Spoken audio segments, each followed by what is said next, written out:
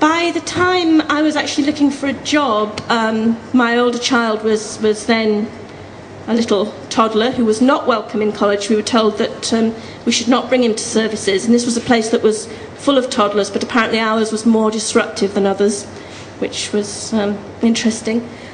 I was also pregnant again, so I'd taken this poor canon's words terribly seriously, and you can imagine going to interviews pregnant and with a toddler in the days before women were ordained. I could only be a deacon, presented lots of people with difficulties, and so I got to see some of the parishes that other people weren't so keen on, and one of them was a journey to Sheffield, to quite an impoverished parish. And on the way there, my husband managed to get himself bitten by a dog when we broke down, and he had to go to a farm to ask for help. So by the time we got to this interview, after the hospital visit and the tetanus shots, he was in another land on some very interesting painkillers, and we were then introduced to this couple who are going to be interviewing us. And it's called Not My People. The interviewing couple are vicar and deacon. Deacon wife, 2 years older than me, wears floral flocks. Her hair is tightly permed.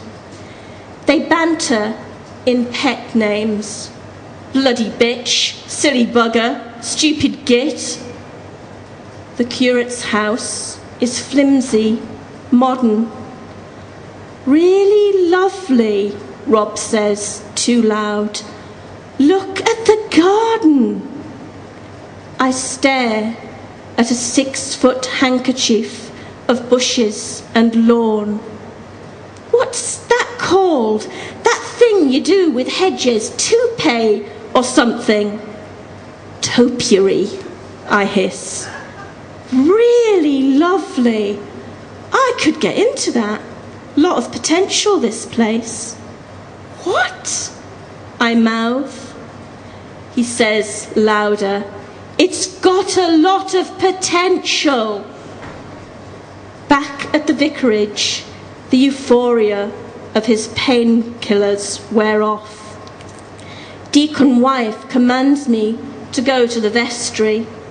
Sod fart over there can finish the lunch, she gestures at vicar husband. He's done fuck all else today. She tells me how she hates the parish, that vicar husband accepted it without consulting her, that he gets paid and she does all the work. I told him, if we have a woman, she'd better be married. I hope that's some guarantee. She doesn't wait for my reply. I'd be your role model. Lunch ready, bastard features? She asks as we return. All finished, honey bitch. Vicar husband smiles. My pastoral tutor tells me that the diocese has withdrawn the post. There are some problems in the marriage. As I leave, she clears her throat. There was just one other thing. They did say Rob didn't take much part.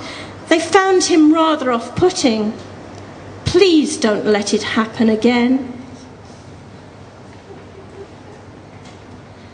Mercifully, I did find a parish in London, and the poor vicar that I ended up with, I actually phoned him, and he told me that he'd had a post but had decided not to offer it for another year because he'd had quite a traumatic experience on the other end, interviewing people. And I kind of put the phone down and politely said, yes, I quite understand. And then I sat down and wrote him a letter which just let rip, and told him every dire experience I'd ever had, and blamed him for every chauvinistic pig I'd ever met, and ended the letter with, if you're another one, I don't want to hear back from you. And eventually he had the grace to write and say, I couldn't ignore this, and we did end up working together, and that was quite a good experience. But it came the time when it was time to move on from the curacy, and I was looking for posts again. And what I found by that time was that the jobs that were available to women were largely those that men simply wouldn't apply for. And so I ended up in a parish in a very, very poor estate in Swindon. And it was a church that was literally falling down. It's called Have Mercy on Us. The church is built on a raft over clay. The raft has long since cracked. The walls are moving away. Damp and fungus decorate the interior, and the air is stale with a rotten scent. The congregation, a remnant, have traded hope for blame. There is no Sunday school. Someone explains that the church banned the children of the previous incumbent. The children were very well behaved, but they didn't like the hymns he chose, and they didn't like his wife. When he left, their parting gift was a tankard inscribed, "We don't do that here." Chris is confident. They're willing to be rebuilt from the heart, he says.